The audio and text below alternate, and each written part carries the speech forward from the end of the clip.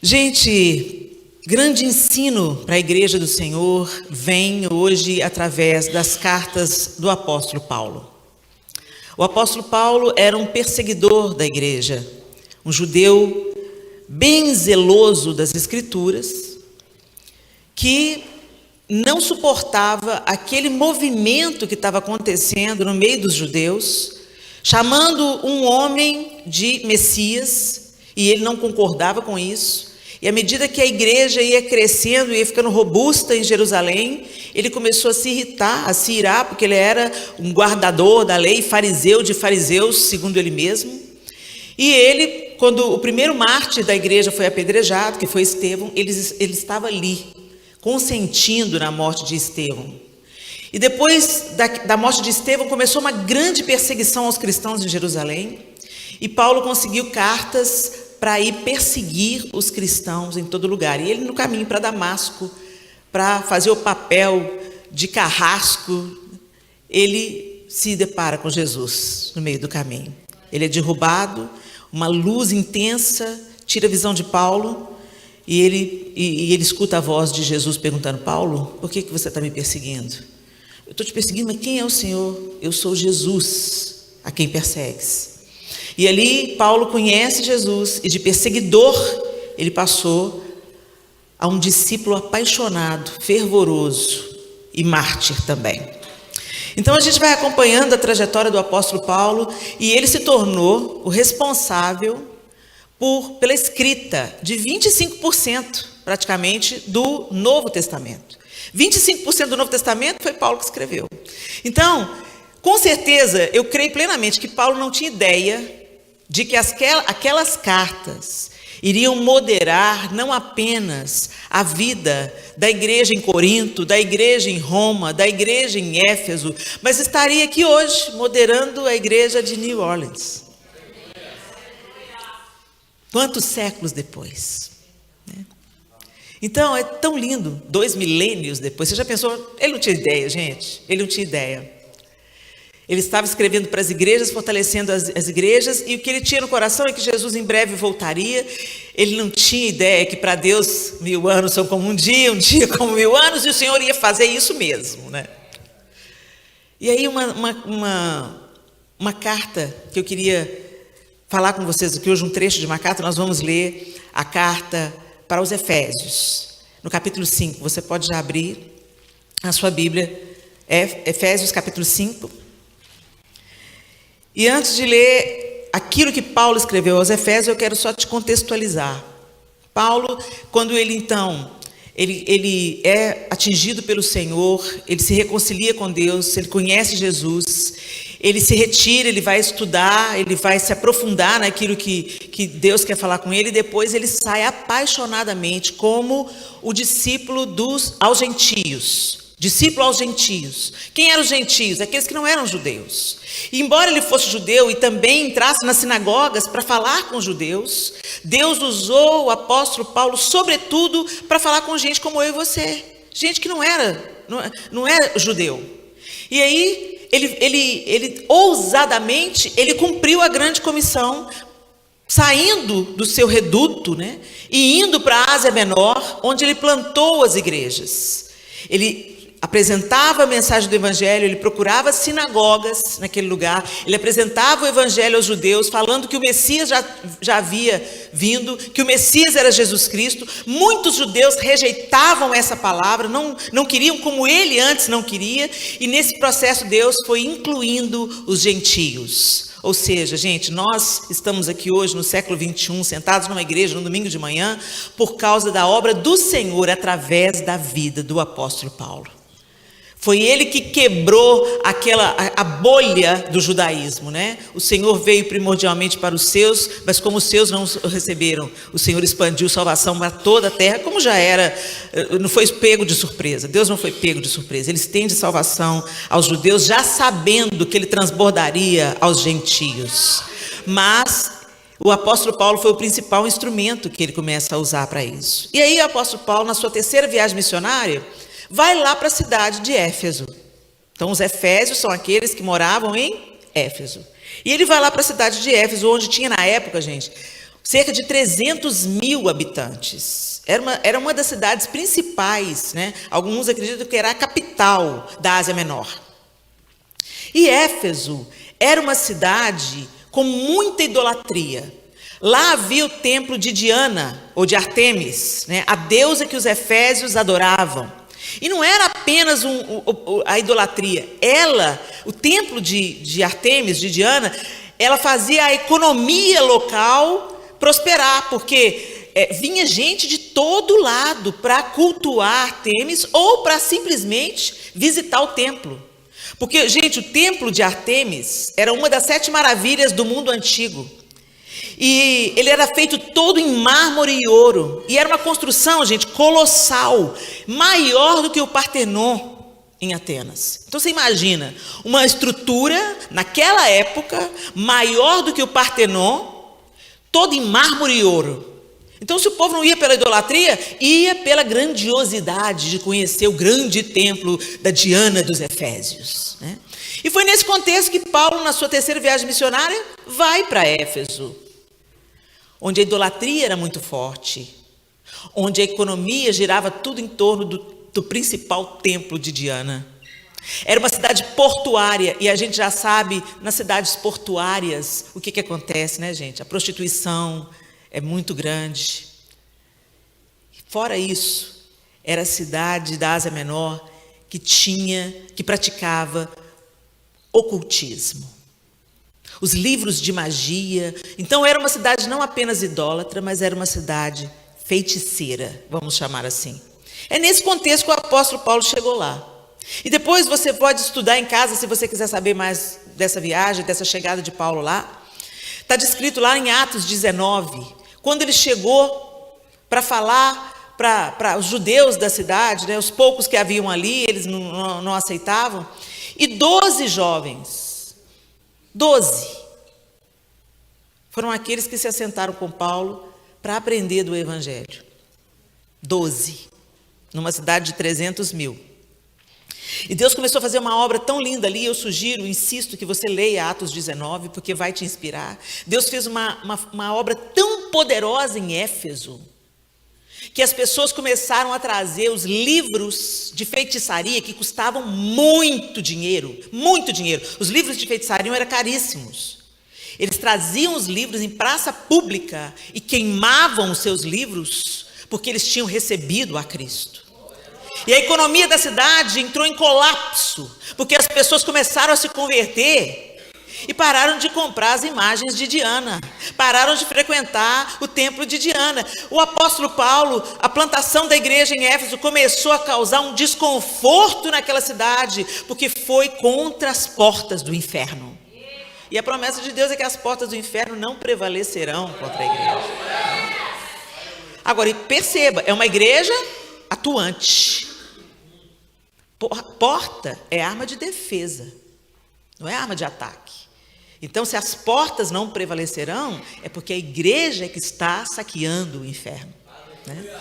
E a obra que Deus fez ali, está descrita em Atos 19, deixa o coração da gente quentinho, e Deus foi fazendo grandes coisas. Paulo teve bastante problema, né? Quando começou, aí aquela galera que não queria o prejuízo financeiro, começou a levantar. Olha, ele é contra a deusa Diana, ele está falando contra Diana, e aquele burburinho, e a cidade se voltou contra. Como assim você está falando contra Diana?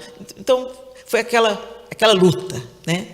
Mas a obra que Deus tinha feito ali em Éfeso era poderosa, e através dessa cidade de Éfeso, outras igrejas foram plantadas. Sabe aquelas igrejas que estão descritas no Apocalipse? Pois é, essas igrejas foram plantadas na Ásia Menor a partir de Éfeso. Tremendo, né? E aí, os estudiosos acreditam que Paulo estava preso pela primeira vez quando ele escreveu essa carta aos Efésios. Essa carta aos Efésios, ela fala, da primeira parte dela, sobre a fundamentação, a salvação, lembrando aos Efésios de onde eles foram tirados, de onde eles foram transportados, qual é a obra que Deus fez neles. Gente, a gente precisa de lembrar de onde que a gente veio, a gente precisa de lembrar como igreja, em qualquer área, em qualquer tempo, em qualquer estação, a gente precisa trazer a memória que nos dá esperança, lembrar-nos que a nossa salvação é pela graça, mediante a fé.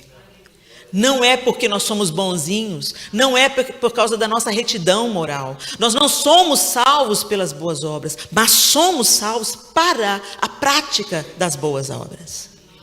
Então, na primeira parte da carta aos Efésios, o apóstolo Paulo fortalece isso naquela igreja ali. Eu quero lembrar vocês, gente, que quando fala a igreja, naquela época de Paulo, não era um templo, não. Lembra que a igreja, nesse contexto, ela ainda não tinha, Constantino não tinha vindo e liberado o cristianismo, não. A igreja, quando Jesus, lá no Apocalipse, manda as cartas para a igreja, quando ele fala igreja, não é templo, os templos vieram depois, foram posteriores. A igreja era o povo que crê em Jesus, que se reúne naquela cidade. Eles se reuniam de casa em casa, eles faziam reuniões, não tinha o templo deles, eles eram marginais, era uma religião não aceita, perseguida. Então, quando Paulo está mandando a carta à igreja em Éfeso, ele está mandando ao grupo de cristãos que moram em Éfeso, que estão caminhando, trabalhando, estudando, vivendo, criando filhos em Éfeso. O apóstolo Paulo não está restrito aqui a paredes ou a instituições de homens. Ele está falando para o povo de Deus em Éfeso, ok? Na primeira parte da carta ele fortalece isso. Na segunda parte da carta, ele diz isso que ele vai dizer para nós agora. Ele disse para o povo em Éfeso e está dizendo para nós, 2000 anos depois. Portanto, como filhos amados de Deus, imitem-no em tudo o que fizerem. Vivam em amor, seguindo o exemplo de Cristo, que nos amou e se entregou por nós como oferta e sacrifício de aroma agradável a Deus. Que não haja entre vocês imoralidade sexual, impureza ou ganância. Esses pecados não têm lugar no meio do povo santo. As histórias obscenas, as conversas tolas e as piadas vulgares não são para vocês. Em vez disso, sejam agradecidos a Deus. Podem estar certos de que nenhum imoral, impuro ou ganancioso que é idólatra herdará o reino de Cristo e de Deus. Não se deixem enganar por palavras vazias, pois a ira de Deus virá sobre os que lhes desobedecem. Não participem do que essas pessoas fazem, pois antigamente, vocês estavam mergulhados na escuridão, mas agora têm a luz do Senhor. Vivam, portanto, como filhos da luz, pois o fruto da luz produz apenas o que é bom, justo e verdadeiro. Procurem descobrir o que agrada ao Senhor. Vamos ler o 11 também. Não participem dos feitos inúteis do mal e da escuridão, antes mostrem sua reprovação, expondo-as à luz. Senhor, essa é a tua bendita palavra, que falou aos Efésios há mais de 2000 anos atrás, e que quer falar conosco no ano de 2024, aqui nesse país, aqui nessa cidade. Fala conosco, Senhor, em nome de Jesus. A segunda parte da carta aos Efésios, o apóstolo Paulo está falando sobre o testemunho público daquela igreja. Quando ele fala, antigamente vocês viviam de um jeito, ele está falando, quando eu cheguei aí na cidade, quando eu fui ter com vocês lá na minha terceira viagem missionária, era assim que vocês viviam. Vocês estavam mergulhados num contexto de depravação, de idolatria, de imoralidade sexual, de impureza, de ganância. É nisso que vocês viviam. Mas agora, vocês têm a luz de Cristo. Então não vivam como vocês viviam antes, mas vivam como filhos da luz. E aí ele vai falando com a gente aqui, não se deixe enganar por palavras vazias. E ele adverte, pois a ira de Deus virá sobre os que lhe desobedecerem. Ele vai advertindo, ele vai lembrando de como eles devem viver. E ele vai advertindo das consequências de não viver do modo digno de que foram chamados.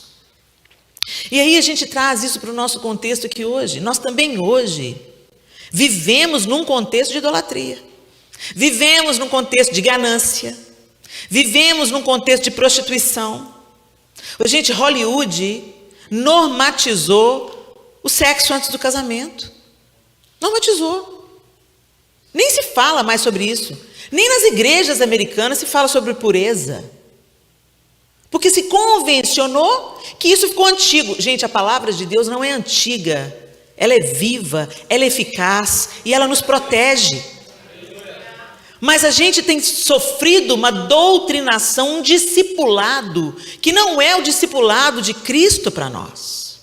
Que não é o discipulado da palavra para nós. E em contrapartida, a gente consome muito a cultura entra pelos nossos olhos, a cultura está sendo ensinada para os nossos filhos na escola, a cultura está no entretenimento, no cinema, no teatro, na moda, nas roupas. A cultura desse século é amplamente difundida. Enquanto isso, você não abre a sua Bíblia que está em casa. Você não lê. Como nós esperaremos, meus irmãos, estar fortalecidos em Deus, se nós não conhecemos a Deus? Porque a maneira de nós conhecermos a Deus, seus atributos, seu caráter e sua vontade, é através de amplo e profundo conhecimento das Escrituras.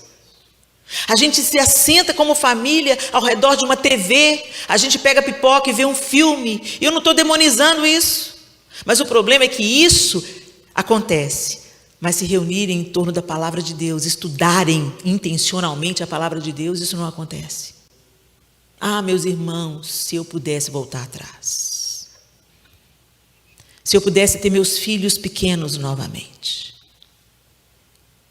Eu teria feito muito mais. Porque às vezes a gente vai para a Bíblia, e o João lia a Bíblia com os meninos pequenininhos, até para eles irem para a escola. O João lia a Bíblia com eles. Ali antes deles saírem para a escola, o João lia a Bíblia, orava por eles e eles iam para a escola. Bacana, bacana. Mas a gente podia ter feito mais. Eu, como mãe, eu poderia ter provido o alimento físico e o alimento espiritual. Eu precisava discipular os meus filhos, porque eles estavam sendo discipulados na escola. Na igreja, eles vêm 1 ou 2 vezes por semana. Na escola, eles passam a maior parte de suas vidas. Nós estamos nos corrompendo com os deuses da terra, com os templos da terra. Nós estamos com os olhos fitos em mármore e ouro, em coisas colossais. E o Senhor nos chamou para a simplicidade, para compartilhar, para vivermos alegres, partir o pão, ter comunhão, e vivermos de acordo com a vontade de Deus. E como conheceremos a vontade de Deus? É por isso que o apóstolo Paulo escrevia as cartas. Eles precisam saber como eles têm que viver, porque eles são gentios, eles não conhecem ao Deus de Israel. Porque o judaísmo, gente, ele dá um fundamento à nossa fé. Tanto é que a Torá, os profetas, são parte da nossa Bíblia. Então, eles dão o fundamento da fé. Então, os judeus sabiam quem era Deus, de onde Deus tinha tirado o seu povo, por que Deus constituiu o seu povo, que o Messias viria do seu povo. Então, aqueles que eram judeus e se converteram a Jesus Cristo, eles já sabiam como viver a vida. Eles eram guardadores da lei. E eles sabiam que, embora Jesus tivesse cumprido toda a lei, eles deveriam viver de forma digna. Tanto é que teve um bafafá lá, porque os judeus começaram a olhar para os gentios que estavam se convertendo e queriam que eles circuncidassem também. E Paulo falou, não, gente, não é assim não, eles são gentios, vocês são judeus, circuncida e tal. Mas aqui, a salvação é suficiente, o que Jesus fez é suficiente, não precisa de circuncidar o povo, eles precisam circuncidar o coração. Eles precisam ter o coração circuncidado. Eles precisam ter a marca de Deus, que eles são de Deus, no coração deles, porque isso vai transbordar para a vida. Gente, a gente manifesta do que a gente está cheio, não é? E aí a gente olha para esse contexto, e o apóstolo Paulo está ali, ó. Os gentios se converteram, então deixa eu escrever as cartas para os gentios em Roma, para a igreja em Éfeso, para a igreja em Corinto, que também era um contexto bem conturbado, né? Todas aquelas igrejas ali, aquelas cidades da Ásia Menor, gente, era todo mundo, ninguém era judeu ali não, tinha judeus que moravam lá, claro, mas a maioria era gentílica, as pessoas não conheciam a Deus, tinham vários deuses, absorveram os deuses romanos, a religião romana, a grega, eles eram fortemente influenciados pela cultura grega, então alguém tinha que ensinar. E o apóstolo Paulo está fazendo isso aqui. E hoje a gente tem todas as cartas. A gente tem acesso a todo o ensino dos judeus e do cristianismo. Na nossa Bíblia, de capa a capa, quando a gente conhece Jesus, a gente vai vendo que desde o Gênesis, Deus já está falando sobre Cristo. E quando a gente lê o Antigo Testamento, a gente se apaixona e fala assim, meu Deus, é isso mesmo. Não tem jeito de você profetizar uma coisa 400 anos antes e se cumprir. É lindo quando você vai vendo, você vai fazendo essas referências cruzadas e você vai vendo que a Bíblia explica a Bíblia. É lindo, é poderoso, é encantador. Parece que seus olhos são abertos como os de Paulo foram. E aí não tem como você vacilar. Não tem como você duvidar. O mundo inteiro ao seu redor pode duvidar. Você sabe. Você sabe. Mas para isso, gente, a gente tem vida boa para dentro. Para que a maneira que a gente entende que Deus age, que Deus quer. Ele fala aqui, olha. Procurem conhecer qual é a vontade de Deus. Ele está falando nesse mesmo capítulo. E como é que a gente conhece a vontade de Deus, gente? Lendo as Escrituras. Se nós não conhecermos a Deus através da sua palavra, nós vamos criar um Deus conforme a nossa justiça. Por isso que você já deve ter ouvido as pessoas falando assim, não, o meu Deus não manda ninguém para o inferno, não. Tá, querida, então você fantasiou. Não, meu Deus é bom, Deus é misericordioso. Como que Deus vai colocar alguém no inferno? Não, você que vai para lá com suas próprias pernas. Você faz escolhas. Você vai para lá porque você rejeitou a graça de Deus. Você não se submeteu a Deus. Você não obedece a Deus. Você não quis ser reconciliado com Deus. Deus enviou o seu filho. Deus sacrificou o seu filho para você ter acesso a ele. A porta está aberta, o caminho foi aberto, a mesa foi posta, você foi convidado. Mas quantos não querem ir? Não querem ir, zombam do caminho, zombam da mesa de Deus. Não esperem ser premiados por isso. A escolha é sua. Vai jantar com o capeta. Simples assim. Mas ele está instruindo esse povo. Vivam da maneira como filhos amados de Deus. Imitem-no em tudo que fizerem. Como que eu vou imitar Deus se eu não conheço a Deus? Se eu customizo Deus? E o Deus que a gente customiza, ele tem toda a influência também do Ocidente. É um Deus que parece mais com Papai Noel. O bom velhinho. Sim, muita gente imagina Deus bonachão, meigo, com as bochechas rosadas, barba branca. Isso é Papai Noel, gente, isso não é Deus não.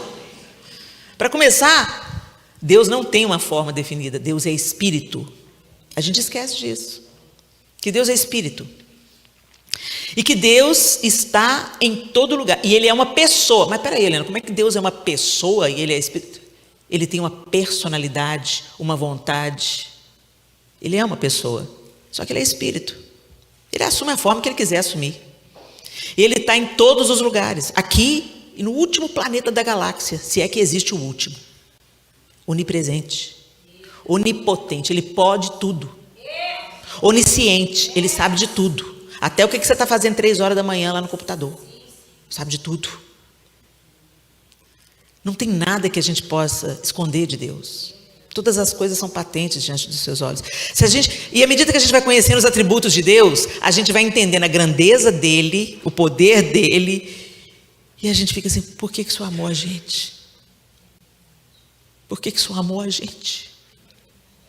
Gente, Deus não nos criou por necessidade. Por muito tempo eu acreditei que Deus nos criou porque Ele era um Deus relacional. Ele queria ter gente para se relacionar. Gente, Ele já era perfeito. Ele, Pai, Filho e Espírito. Autoexistente, autossuficiente. Não preso ao tempo, não preso ao espaço. Já parou para pensar nisso? Ele existe antes do tempo. Ele não foi criado, Ele criou. Não cabe na nossa cabeça. A gente vai até um certo ponto, sabe? Igual o homem na profundidade do mar. O homem não chega no mais profundo mar. Ninguém sabe o que tem lá da tal da Fossa Mariana, né? Que os pesquisadores ficam querendo chegar lá. Ninguém chega. Não tem como a gente chegar na profundidade de Deus, gente. Mas em nome de Jesus, gente, compra uma roupa de mergulho, faz um curso e vai. Sai da praia. Vamos sair da praia, gente. Vamos mergulhar em Deus. A gente canta muito, ô Senhor, nós queremos o Senhor de novo. Nós queremos. Eu fico imaginando Deus falando assim, eu estou aqui. Eu abri o caminho. Dei a chave de casa. Vem. Entra na minha presença. Entra no Santo dos Santos. Entra em comunhão comigo. Me conheça. O que Deus tinha para fazer, gente, Ele já fez. Ele nos deu seu Filho, Ele nos deu o Espírito Santo, que nos convenceu da justiça, do pecado, do juízo, e Ele nos deu a sua palavra. Ah, mas essa é a palavra de Deus, mas teve concílio. Gente, essa é a palavra de Deus, inerrante. Ela foi preservada pelo próprio cuidado do Eterno para chegar até nós. O que chegou aqui é o que tinha que chegar, é o que a gente tem que saber. Ah, se tinha um apócrifo, se tinha um evangelho tal, não interessa. Mas nem isso que chegou nas nossas mãos a gente sabe. A palavra de Deus diz que nos últimos dias haverá grande apostasia. O que é apostasia? Eu conheço a Deus, eu ando com Deus e eu abandono Deus e perco a capacidade de me arrepender. Isso é apostasia, apostatar da fé. Então, entende-se, eu preciso de ter tido fé em algum momento para eu apostatar da fé. Certo ou errado? E eu creio plenamente, a Bíblia não fala isso não, mas eu creio plenamente que parte significativa da apostasia dos últimos dias se dará porque o Deus que vai se revelar não corresponde ao Deus que você customizou. As pessoas customizam Deus e reduzem Deus à sua própria justiça. A Bíblia diz que a justiça humana é como trapo de imundície, gente.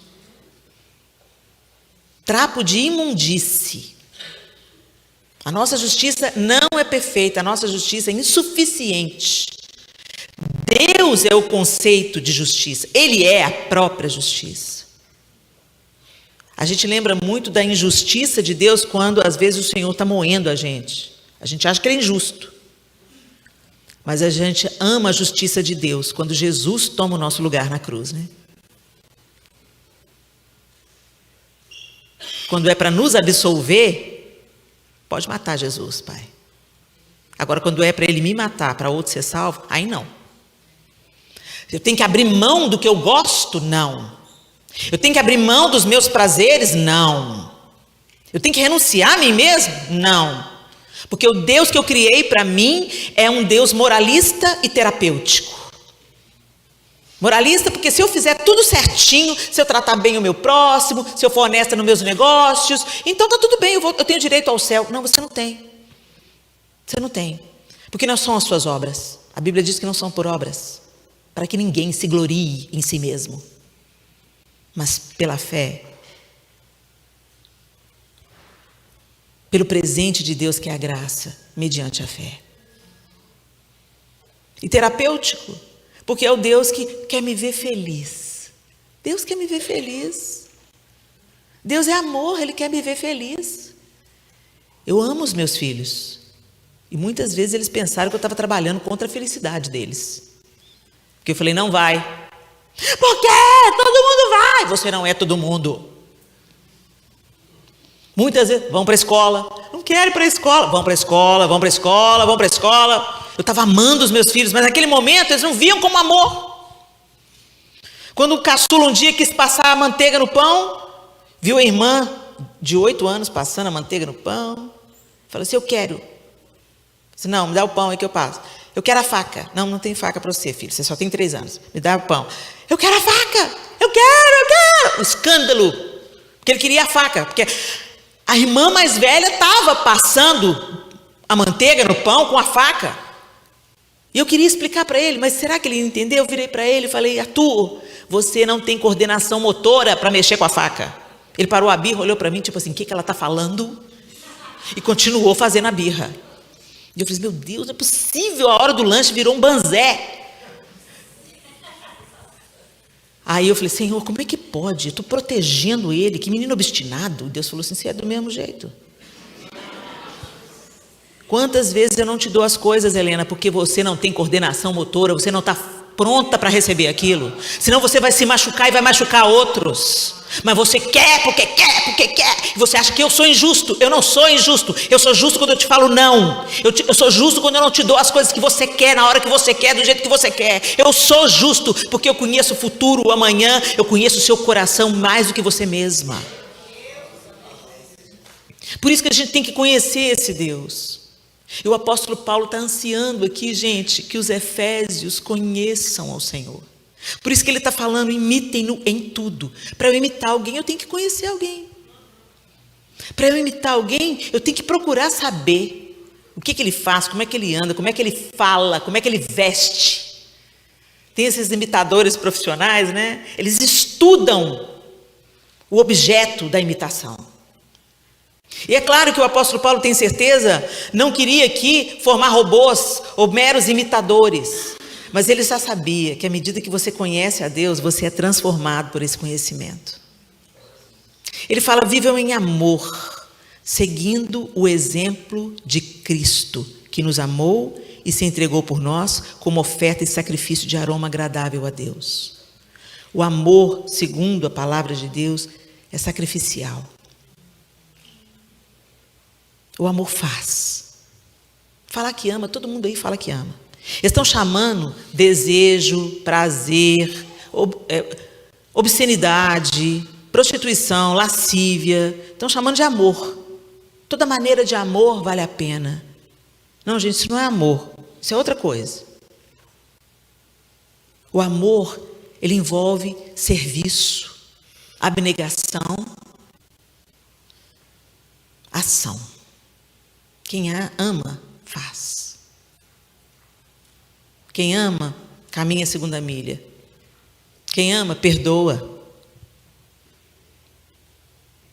O amor vai sendo aperfeiçoado. Nosso amor ainda é imperfeito, ainda é incompleto. Mas o desejo de Deus é que sejamos aperfeiçoados na prática do amor. E o modelo que Paulo coloca aqui para os Efésios e para a gente é Cristo. Ele é o modelo de amor. E como que Jesus amou? Dando a vida. Dando a vida. Hoje ninguém quer dar a vida por ninguém. E quando eu falo a vida, gente, não estou falando literalmente como Cristo deu. Porque Jesus não só morreu, Jesus viveu para nós. Ele habitou entre nós. Foi gente como nós. Para nos mostrar que na nossa roupa, nessa carne, a gente pode vencer. Ele evidenciou isso com a sua vida. Mesmo preso à existência humana, ele viveu de maneira sobrenatural, querendo dizer para a gente, vocês também podem. Vocês também podem amar os seus inimigos. Vocês também podem orar por aqueles que vos perseguem. Vocês podem, porque isso é o exemplo que eu dei para vocês. Mas será que é esse cristianismo que nós estamos vivendo, meus irmãos? Será que aqui nessa terra, onde vocês foram trazidos pela mão do Eterno, você pode pensar que você veio aqui por tantos outros motivos, mas eu quero te dizer, você está aqui debaixo da permissão de Deus. Não sei se da vontade soberana, mas certamente da vontade permissiva. Você está aqui. Para quê? Para se encantar com o templo de Diana? Para viver do comércio de imagens? Ou do lucro com a feitiçaria? No nosso tempo não é tão óbvio, né? As idolatrias são mais disfarçadas. Coisas que a gente gosta muito. Não, eu não adoro. Eu só gosto muito. Você gosta tanto que todo o seu dinheiro, toda a sua energia, tudo na sua vida gira em torno disso que você gosta tanto. Você devota mais tempo a isso do que ao conhecimento de Deus. E eu preciso te dizer, isso não vai te manter de pé no dia mau. E isso não vai te fazer crescer espiritualmente, se fortalecer espiritualmente. Eu quero te dizer, meus irmãos, vem dias difíceis pela frente. E nós precisamos de nos fortalecer espiritualmente, para olhar as coisas com olhos espirituais e não carnais. Para a gente não entrar em desespero, mas entender que Deus está provocando caos, dores de parto, para que um novo mundo nasça, com a manifestação do seu Filho, novamente. Enquanto esperamos, nós fazemos parte dessas dores de parto, mas não apenas sofrendo, mas dando a nossa vida, amando, anunciando, se tornando o referencial de luz no meio da escuridão que vem. Você vai se desesperar e se perder na escuridão, ou você vai se tornar um referencial, um poste de luz aceso no meio da bagaça. É isso que Deus quer fazer de nós, meu irmão. É para isso que a igreja está na terra. O grande avivamento que vai preceder a volta de Cristo, eu tenho certeza absoluta, não será um avivamento de festa, será um grande avivamento de muito arrependimento, convicção de pecados e batismos causados pelo sofrimento. Quando teve o abalo das Torres Gêmeas, no domingo seguinte, as igrejas em Nova York e região estavam abarrotadas. É o sofrimento que leva o homem aos pés do Senhor. Ele prefere fazer a gente sofrer para ter a gente eternamente, do que ver a gente feliz, perdido para sempre. Deus quer a nossa felicidade? Sim, claro, certamente Ele é um Pai amoroso. Mas feliz é quem teme o Senhor e anda nos seus caminhos. Não é essa felicidade baratinha que o diabo está te oferecendo aí, não. Conforme o seu próprio coração, o seu próprio desejo, o seu próprio prazer. Por isso que o convite de Jesus é: quem quiser vir após mim, negue-se a si mesmo. Que não haja entre vocês imoralidade sexual, impureza ou ganância. Gente, coisas que antes estavam lá fora no mundo, agora estão aqui dentro. Os pastores estão que resolver cada pepino. Isso quando não são os pastores que promovem os escândalos. É um tempo difícil, mas a Bíblia diz que isso aconteceria. Não é novo. Então, quando você está lendo a Bíblia, você está conhecendo as profecias, você conhece o Deus que você serve e ama, você não se abala com nada, não. A palavra diz que seria assim: que eu não seja encontrado com os transgressores, mas que eu seja encontrado com os santos. Que eu seja encontrado com aqueles que são santos e que estão se lavando cada vez mais.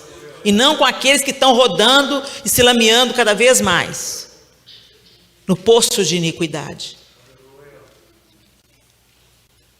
A palavra de Deus continua valendo, gente. Mesmo que Hollywood fale que você pode transar antes do casamento. Jovens, se mantenham em pureza. Quando você dorme com uma pessoa, quando há uma relação entre um homem e uma mulher, uma aliança de sangue é feita. Diante de Deus eles se tornam um. Tem gente aí que se tornou um com a torcida do Flamengo. A alma fica toda fragmentada. A pessoa fica incompleta. Ela entra no casamento e tem um tanto de outras histórias dentro dela, um tanto de outras experiências dentro dela, um tanto de comparações dentro dela. Por quê? Porque a gente transgrediu.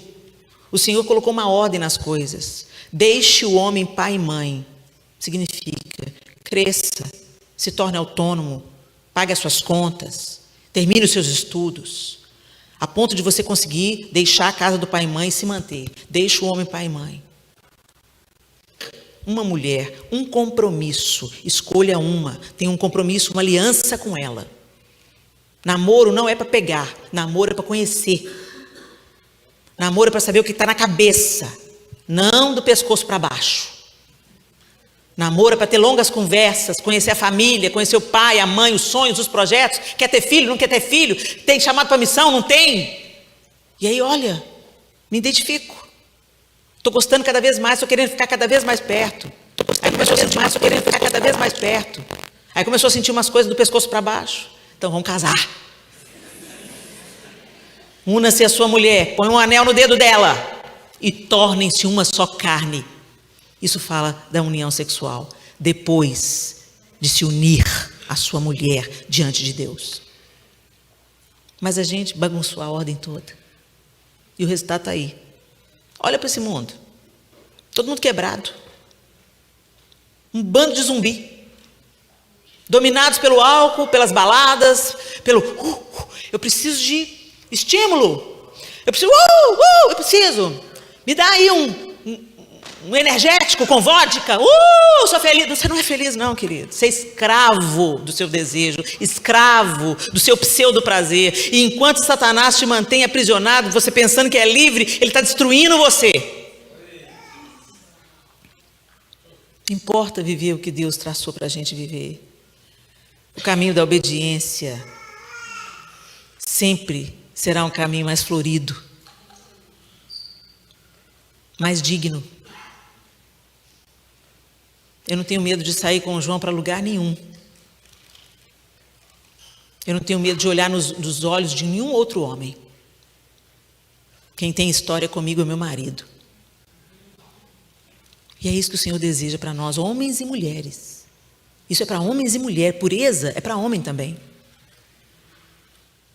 Porque a alma do homem também fica fragmentada. Ah, Helena, mas aí já foi, meu filho. Aí já foi, você chegou tarde com essa palavra. Não há nada que o sangue de Jesus não purifique. Os efésios viviam aqui de uma maneira torpe, gananciosa, idólatra, promíscua.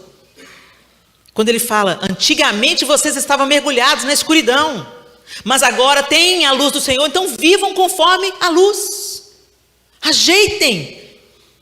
Compartilhe sua experiência, encorajem jovens a viver na pureza, que a sua experiência pelo menos sirva para inspirar outros jovens a viver em pureza.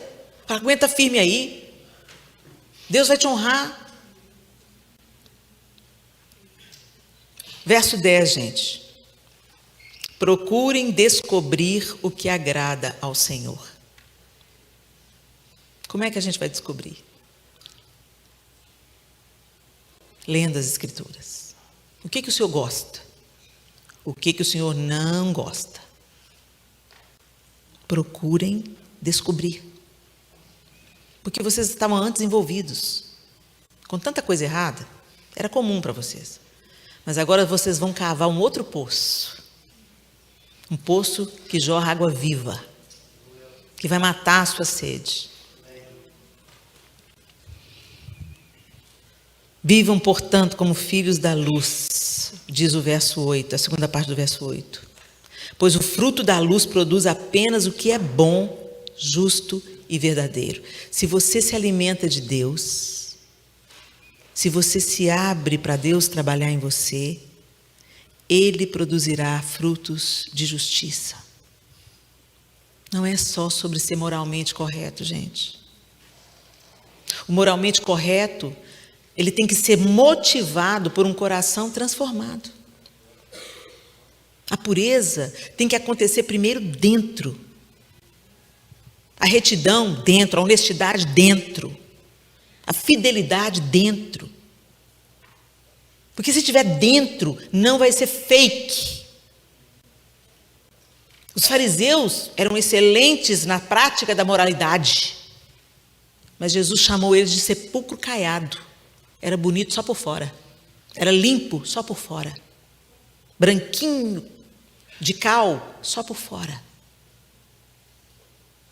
O Senhor se importa em transformar-nos por dentro. Nossas motivações, nossas vontades e nossos pensamentos. Porque se Ele fizer isso, o fruto vai fluir naturalmente. Se você tem pensamentos de paz e não de mal, é isso que isso vai produzir boas obras, vai produzir luz por onde você passar.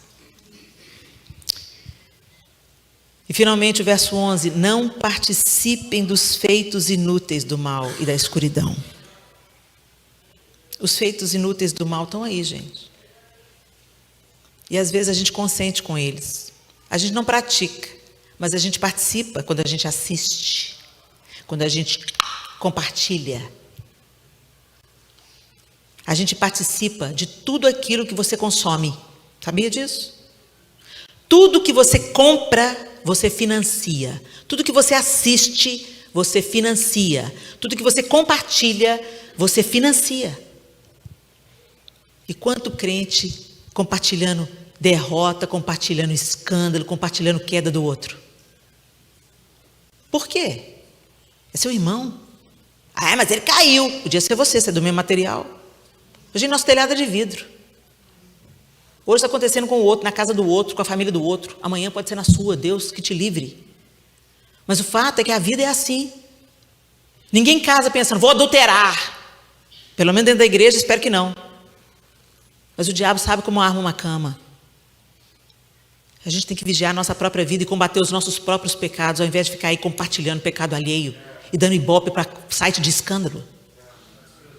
O Senhor diz que Ele odeia, o Deus justo e verdadeiro abomina quem provoca contenda entre irmãos. E quem promove a contenda é quem espalha o escândalo. Aí começa um a defender, outro a acusar. É só você abrir os comentários na internet. Lastimável. É essa a igreja que Jesus vem buscar? Não. Não é todo mundo que está com nome de igreja. É igreja. A noiva está se adornando. Ela está bordando o vestido. Ela está caprichando na brancura desse vestido. Porque ela sabe que aqueles que estarão diante dele estarão vestidos de linho puro, branquíssimo. Isso fala dos atos de justiça. Apocalipse diz que as vestes brancas dos justos são seus atos de justiça. E justiça é fazer o que Deus quer. É viver como Ele quer. É abrir mão de tudo que é abominável, perverso, injusto, idólatra, ganancioso. Vocês estão nessa terra para ser bênção.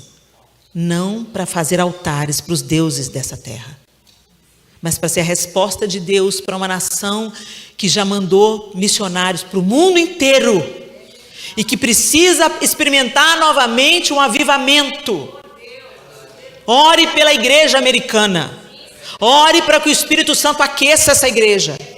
Ore para que o arrependimento venha sobre os jovens. Você não está aqui para saquear essa terra. Você não é pirata. Você está aqui como um representante do reino de Deus. Ele vai te sustentar nessa terra. Mas ame essa terra como uma mãe adotiva. Porque é aqui que você está tirando o seu pão. É aqui que você está sustentando a sua família. É daqui que você está desfrutando a segurança para criar os seus filhos. Então, seja grato pelo Brasil. É a sua terra natal, a sua mãe biológica. Mas seja grato e reconheça a sua mãe adotiva. Não amaldiçoe os Estados Unidos da América.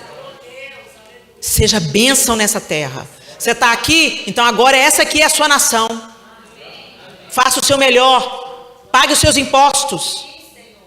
Honre essa nação que te recebeu. Não me recebeu não, eu entrei de intruso. Então pergunta a Deus se é para você estar aqui mesmo. E que se você estiver de espião aqui, que você seja um abençoador dessa terra.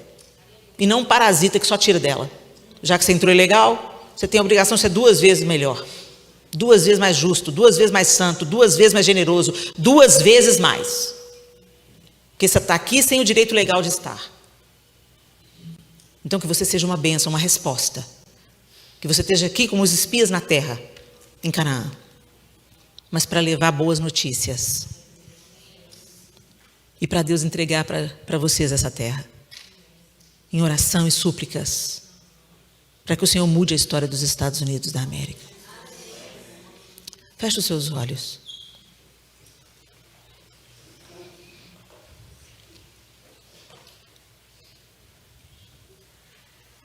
Desperte você que dorme. Desperte você que dorme. Nós somos tão levados pelas circunstâncias ao nosso redor. Escrevendo aos Romanos, o apóstolo Paulo instrui: não entrem na forma de pensamento desse mundo. Não pensem como o mundo, não ajam como o mundo. mas transformai-vos pela renovação do seu entendimento. Deixa Jesus mudar seu cérebro, suas opiniões, suas ideias, para que você experimente a boa, perfeita e agradável vontade de Deus. Quantas vezes, meus amados irmãos, nós não experimentamos a boa, perfeita, agradável vontade de Deus porque estamos conformados a esse mundo. Fomos moldados na forma desse mundo, falamos como esse mundo, cantamos como esse mundo, vestimos como esse mundo, conversamos como este mundo. Construímos altares para as coisas, para os objetos, para o consumo.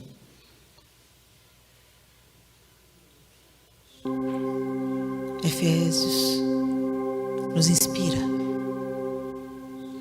Carta bendita, escrita para aquela igreja tão abençoada, tão forte. Mas mais tarde, quando Jesus se apresenta a João, na ilha de Patmos, escreve a carta a Éfeso. João: tenho contra ti que perdeste o teu primeiro amor. Volta à prática das primeiras obras. Igreja em New Orleans, volte à prática das primeiras obras. Volte ao primeiro amor, onde eu ocupava o principal lugar no seu coração. É isso que Jesus diz para a igreja em New Orleans hoje, como Ele diz para a igreja em Éfeso. Voltemos, meus irmãos, voltemos ao primeiro amor, que a nossa devoção, nossa atenção e nosso amor real, de abnegação e sacrifício, seja primeiro entregue aos pés do Senhor Jesus e compartilhado com todos aqueles que Ele colocar no nosso caminho e na nossa linha de alcance. Senhor, nós bendizemos o Teu nome pela Tua palavra santa, poderosa, eficaz. Nós não precisamos das nossas opiniões pessoais, Senhor, porque a Sua palavra é suficiente. Mas quantas vezes nós buscamos em cisternas rotas, rachadas, inúteis, o que deveríamos buscar na Tua palavra: instrução para a vida, encorajamento para a alma, refrigério e fortalecimento, que só o conhecimento do Senhor pode nos dar. Desperta-nos, Senhor, que essa carta tão eficaz, tão poderosa, enviada a Éfeso pelo apóstolo Paulo, e a sua carta que o Senhor escreveu pessoalmente a Éfeso, através de João. O Senhor ditou a carta para o João Jesus. E para nós aqui hoje também queremos e precisamos voltar ao primeiro amor. Faz essa obra em nós, Senhor. Desperta-nos, Espírito de Deus. Tira as escamas dos nossos olhos, como o Senhor fez com o apóstolo Paulo. Que as escamas caiam, e depois que elas caírem, que a gente seja uma nova pessoa. Vivamos de uma outra maneira, como Jesus viveu, como Paulo viveu, não tendo a própria vida por preciosa, mas derramando como libação, como oferta viva, santa e agradável ao Senhor. Nós queremos ser achados dignos naquele grande dia, Senhor. Queremos que as nossas vestes sejam brancas, Senhor, naquele grande dia. E durante as dores de parto que vão anteceder aquele grande dia, que nós sejamos luz no meio da escuridão. E que o Senhor nos sustente de pé, Senhor, olhando para as coisas do alto e confiando no Senhor pela Tua graça e misericórdia. Em nome de Jesus Cristo. Amém e amém.